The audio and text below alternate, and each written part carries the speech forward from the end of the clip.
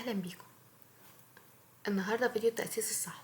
بعد ما طبقنا العملي النهارده هنتكلم شويه نظري وهنشرح اساسيات المانيوال تيست واهم المبادئ والاس دي ال سي والاس تي ال سي.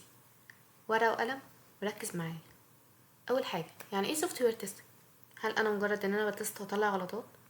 لا طبعا، احنا مش بس بنطلع غلطات وخلاص، احنا وسيله بنتاكد ان البرنامج اللي الديفلوبر عمله هو بالظبط اللي العميل طلبه، ماتشي مع الريكويرمنت. هدفنا ان احنا نسلم برنامج خالي من المشاكل، بج فري على قد ما بنقدر. يعني مثال، تخيل معايا عميل طلب ابلكيشن فيه زرار يبعت ايميل، المبرمج عمل الزرار وشغال بس بيفتح صفحة تانية مش بيبعت ايميل. كده الزرار شغال صح تكنيكال بس غلط في الوظيفة، واحنا دورنا بنكتشف ده. ندخل على اهم المبادئ. عندي 7 مبادئ مهمين. اول مبدأ، testing shows the presence of defects. يعني ايه؟ يعني بيقول ان شغلنا بنثبت ان فيه عيوب، مستحيل ان احنا نقول ان البرنامج 100% سليم. يعني لو انا لقيت 10 بجز ده نجاح ليا، بس مش معنى ده ان الرقم 11 مش موجود. انا ما اقدرش اقول ان اي حاجة 100% خالية من الاخطاء. تمام. تاني تاني مبدأ معايا، exhaustive testing is not impossible. يعني مستحيل ان انا اجرب كل الاحتمالات اللي في الدنيا.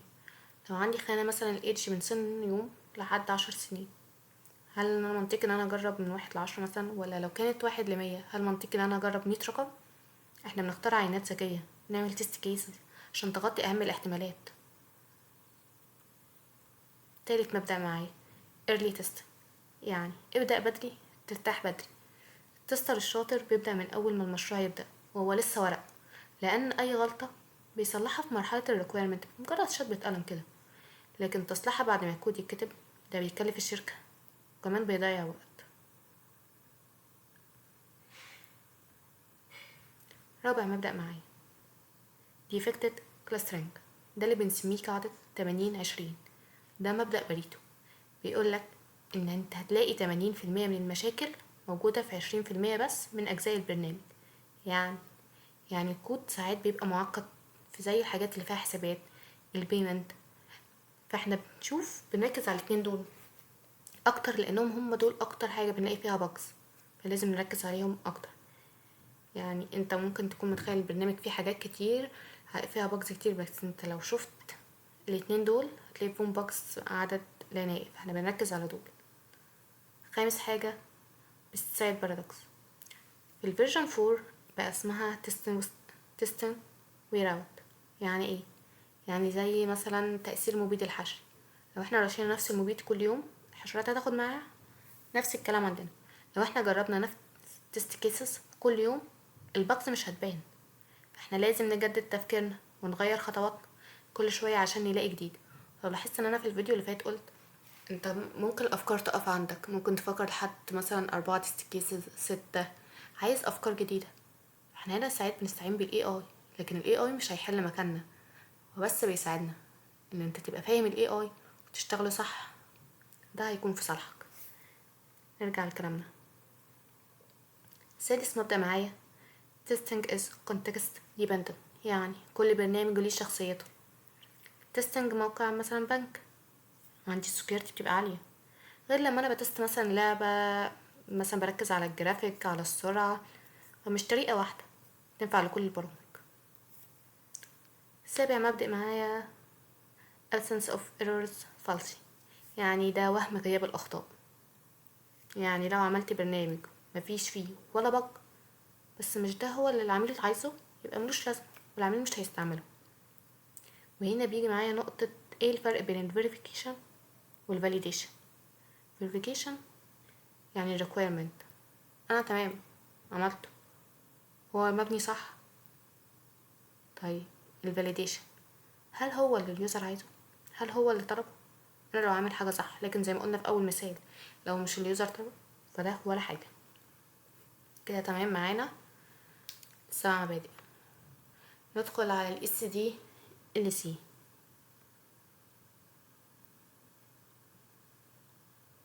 اي برنامج بيمر ب6 مراحل اساسيه.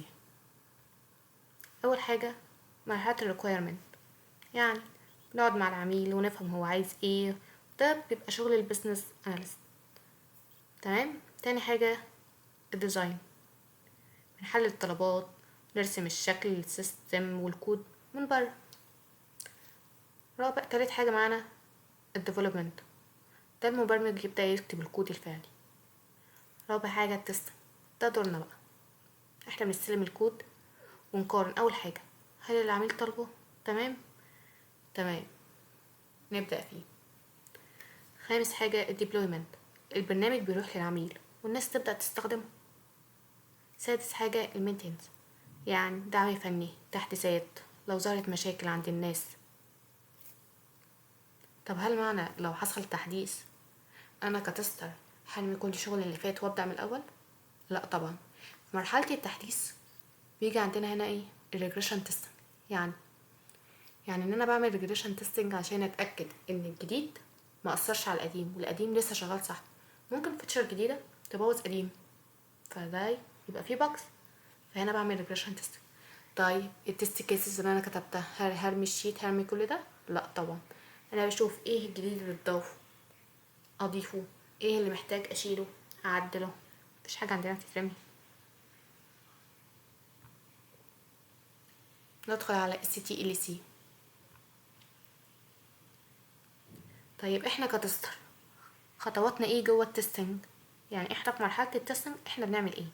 اول حاجه الريكويرمنت اناليسيس، نقرا المتطلبات ونشوف ايه اللي هينفع نجربه ايه اللي مش واضح، مبدئيا كده نفهم الكلام وهو لسه على الورق. تاني حاجه نعمل تيست بلان، الخطه بتاعتنا، مين هيجرب، هناخد وقت قد ايه، ايه الادوات اللي هنستخدمها، ايه التول الناس، كل ده بنبدا نعمله تيست بلان. تالت حاجه التست كيسز، نكتب بقى التست كيسز زي ما عملنا في الفيديو اللي فات في جوجل شيت، نكتب بقى بالتفصيل اللي شرحتها الفيديو اللي فات. تمام. رابع حاجه الانفايرمنت سيت اب، يعني انا بجهز اللابتوب بتاعي ولا الموبايل ولا اللينكات اللي هجرب عليها، كل حاجه تبقى جاهزه.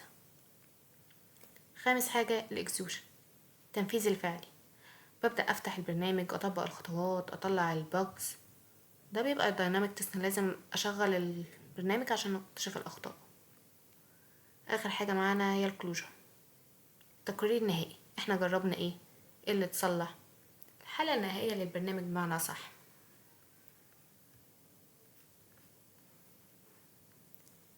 نتكلم عن انواع البيئات، يعني ايه؟ يعني عشان تكون تستر فاهم سوق العمل لازم تعرف احنا بنشتغل فين. اول حاجة الديف انفايرمنت، يعني ده الديفلوبر بيكتب الكود ويجربه براحته.